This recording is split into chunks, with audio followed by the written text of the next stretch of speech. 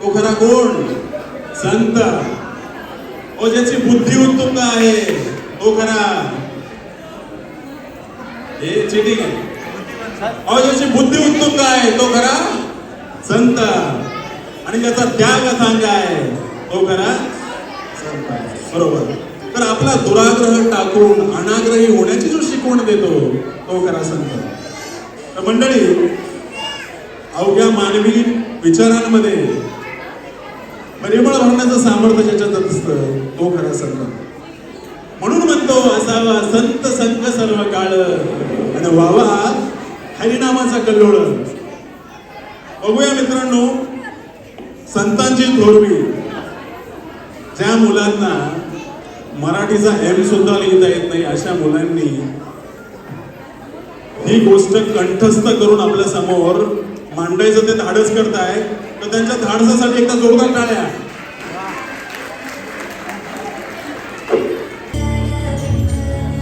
अरे चला लवकर, किती उशीर झालाय. सगळे जमलेच ना आता मंदिरात. वारी निघायची वेळ झाली आहे.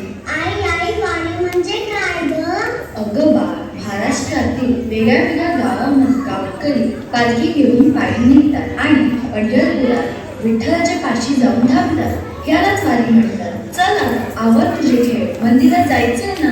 पण एवढी मोठी वारी कोणी सुरू केली बाई? अगं खूप पूर्वी ही परंपरा 13व्या शतकात सुरू झाली होती. संत श्री ज्ञानदेव महाराजांच्या वडिलांनी ही परंपरा सुरू केली होती. त्यानंतर सगळ्यांनी ती परंपरा चालू ठेवली आणि संत ज्ञानदेवांमुळे या संप्रदायाच्या समाजाच्या मनावर प्रभाव पडला आणि तो महाराष्ट्रव्यापी झाला. अगं आई, ते तू म्हणालीस ना, वारकरी संप्रदाय म्हणजे काय बाई? वारकरी संप्रदाय का? बरं, म्हणजे इकडून सुरुवात आहे तर आहे. इकडे नीट ऐका. अगं म्हणजे असे वारकरी जे विठ्ठल भक्ती सोबत संतांच्या शिकवणीला सुद्धा फॉलो करतात अशा ग्रुपला संप्रदाय म्हणतात. वारकरी संप्रदाय लहान मोठा ऊंच नीच असे भेदभाव नसतात. नाम जपात पुण्य मिळवता येतं हाच भाव असतो आणि याच वारकरी परंपरेला भगवत धर्म म्हणतात. हो, पंढरीचं वासन, चंद्रभागी स्नान आणि दर्शन विठ्ठलमाऊलींचे ही श्रीच्या वर्गिण्यांची असते. त्यामुळे आषाढी वारीचे प्रत्येकाच्या मनात आदराचे आणि श्रद्धेचे स्थान आहे. अगदी खरं. हो, समजलं का बाळा? हो समजलं मला. विठ्ठल विठ्ठल विठ्ठल विठ्ठल. बस झालं आता. चल लवकर आता मंदिरात.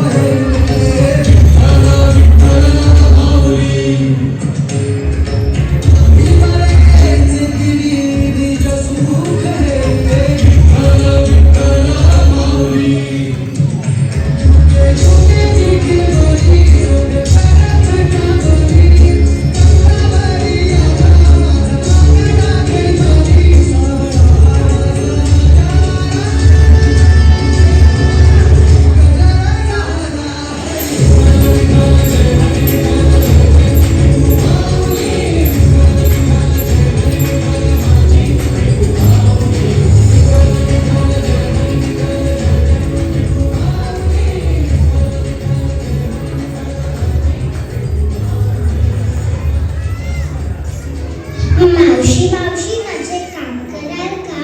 ए मुली, गोड का तू? आणि मला हात कसा लागला? चल की इथून. अहो, का त्या मुलीसोबत असं वागत आहात? ऐकून तर घ्या, तिला काय म्हणत होते. मावशी, असं वागणं बरं आहे का? तिला लागलं असतं म्हणजे उदकत आहे. तेव्हा देवाला तर नाही, तेव्हा अंतरात आहे. ज्यांना लहान मुलांमध्ये देव दिसत नाही त्यांना पांडुरंग भेटायचं नाही. हो मुली, अगदी बरोबर बोलली. पण मुली नाही भाव म्हणे देवा मला पा. देव अशांना पाहायचे नाही ना. बोल मुली, काय झालं? मी याच गावातल्या एका शेतकऱ्याची मुलगी आहे. यांना माझ्या बाबांना वारीला येणं जमत नाहीये म्हणून खूप दुःखी आहेत. मला विठू माऊलीला एक निरोप द्यायचा. हो बाळा, सांग ना. आमच्या शेतातलं हे थोडं पीक विठ्ठू माऊलीला द्या आणि सांगा माझ्या आईबाबांच्या हसू परत आण. मी माझ्या आईबाबांच्या डोळ्यात पाणी बघवत नाहीये. ते खूप कष्ट करतात तर त्यांच्या चेहऱ्यावर हसू आण. एवढा निरोप द्याल का? हो बाळ, मी तुझा निरोप नक्की देतो आणि तुझा वानरा पण पोचवते. पण तुझे बाबा का नाही येते? अहो मावशी, गेल्या वर्षी नको त्यावेळेस पाऊस पडून आमच्या शेतीचं फार नुकसान झालं होतं. तरी बाबा जमलं म्हणून वारीला गेले होते. पण आता गरज आहे की पावसाची एकशी तयारी दिसत नाहीये. तर बाबा विठ्ठूचे नाव घेत रात्रंदिवस एक करून शेतीच्या कामाला लागले. तर त्यांना वारीला येण्याची फुरसत नाहीये. असं आहे का? तू काळजी करू नकोस. विठू माऊली नाते सगळं नीट करतील आणि तुझ्या बाबांना त्यांच्या कष्टाचं फळ नक्की मिळेल. जय जय राम कृष्ण हरी, जय जय राम कृष्ण हरी, जय जय राम कृष्ण हरी. जिव्हाळ्याचा भक्तिरंग तेथे उभा पांडुरंग. मंडळी, प्रपंचातला आपलं प्राप्त कर्तव्य सोडून देवदर्शनाला पंढरपुराला जायलाच पाहिजे असं नाही. पांडुरंग पंढरपुरातच आहे आणि तिथे नाही असं थोडे आहे. मनात जर तो भक्तीचा भाव असेल तर पाहिजे तिथे पांडुरंग भेटतो. बोला विठ्ठल म्हणजे नामलेक्षण निमित्ताने बाराशीच्या एका काळातल्या महान संतांची आठवण झाली. संत शिरोमणी सावतामाई जातीने तर नाही होते. त्यामुळे ते शेती करण्यालाच आपले कर्तव्य समजले आणि त्या आपल्या कामात मुख्य बसवायचे. ते त्यांना आपल्या शेतीच्या बाजांमध्ये विठाबाई, विठोबा आणि श्री हरिगोपाळ दिसायचे आणि ते आपली शेतीची सेवा मनोभावे करायचे. कांदा, मुळा, भाजी अवघी विठाबाई माझी, लसूण, मिरची, कोथिंबीर अवघ झाला माझं घरी. ऊस गाजर काढू अवघ झाला गोपाळू. मोठ्या आडवली जोडी अवघी व्यापली कंजरी. सावतामाई केला बा विठ्ठलबाई गोपिका. तोंडात पाणी आलं ना. संत सावतामाई हे कर्मयश बजावा या वृत्तीचे होते. याचा अर्थ असा की आपल्या कर्तव्यातच आपले देव आहेत आणि ही शिकवण संत शिरोमणी सावतामाई आपल्या विठ्ठल चरित्रातून दाखवतात. तर मला प्रथम त्यांना काय समजलं बरं?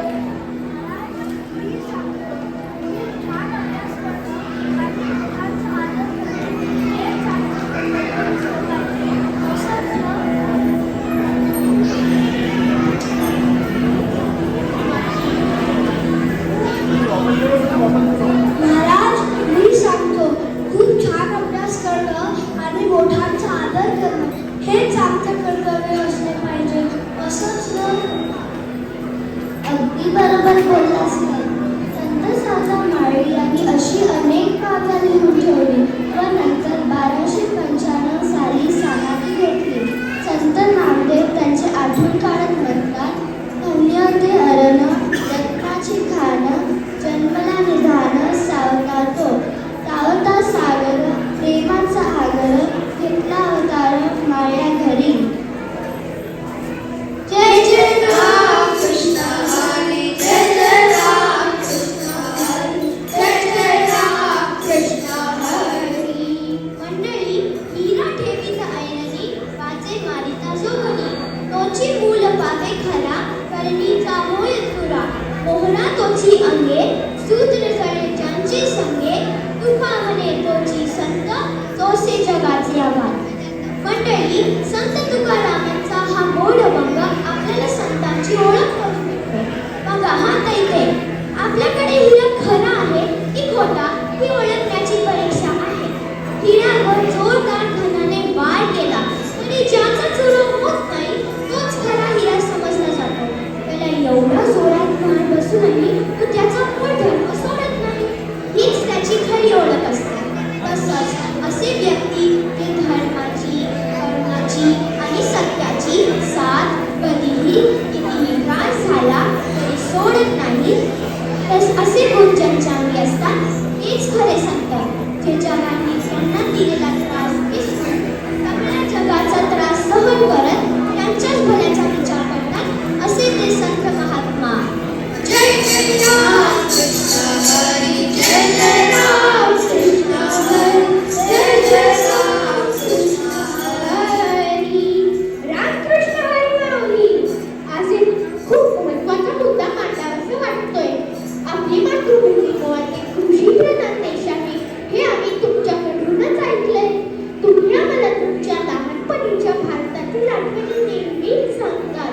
पण गेल्या काही वर्षात असं काय घडलंय की आमच्या देशात गेल्यावर आम्हाला शुद्ध हवा, शुद्ध पाणी, स्वच्छ नद्या, गावाकडच्या बहरलेल्या बागा तुमच्या आठवणींप्रमाणे भासत नाही. आमच्या शैक्षणिक भविष्यासाठी धडपडणारे आमचे पालक आमच्या भविष्यातील मूलभूत गरजांसाठी धडपडतील का? माऊली, भविष्यात आम्हाला भारतात परत गेल्यावर करोडोंचा फ्लॅट आणि करोडोंची प्रॉपर्टी नकोय. आम्हाला पिण्यासाठी स्वच्छ पाणी, जगण्यासाठी स्वच्छ हवा गरजेची आहे, जी तुम्ही लावलेल्या झाडांपासून आम्हाला मिळू शकते आणि आम्ही त्यांचा वारसा खूप खूप अभिमानाने पुढे चालवत राहू. आजच्या जगात जगता जगता आपण आपल्या संतांची गाणी विसरत चाललो आहोत. वृक्षवल्ली आकाशवाणी वनचरी पक्षी सुसरे आळवीती. वृक्षवल्ली आकाशवाणी वनचरी येई सुखे तुझे एकांताचा वास नाही गुण दोष अंतायेत. वृक्षवल्ली आकाशवाणी वनचरी. माऊली, संत तुकारामांनी आपल्याला ह्या वनातून 400 वर्षांपूर्वीच पर्यावरणाचा संदेश दिला आहे. ते म्हणतात की ह्या निसर्गातील झाडे, प्राणी, पक्षी हेच माझे नातलग आहेत आणि या निसर्गातच कसा राम आहे हे त्यांनी आपल्याला पटवून दिले. ज्ञानोबा माऊली, ज्ञानराज माऊली तुकाराम म्हणा. ज्ञानोबा माऊली, ज्ञानराज माऊली तुकाराम. ज्ञानोबा माऊली, ज्ञानराज माऊली तुकाराम.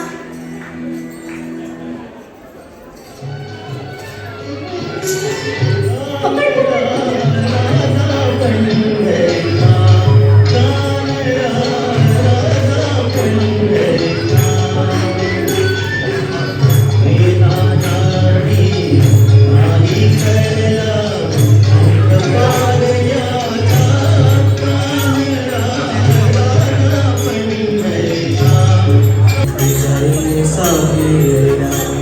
हरिमुखे म्हणा, हरिमुखे म्हणा, पुण्याची गणना करू.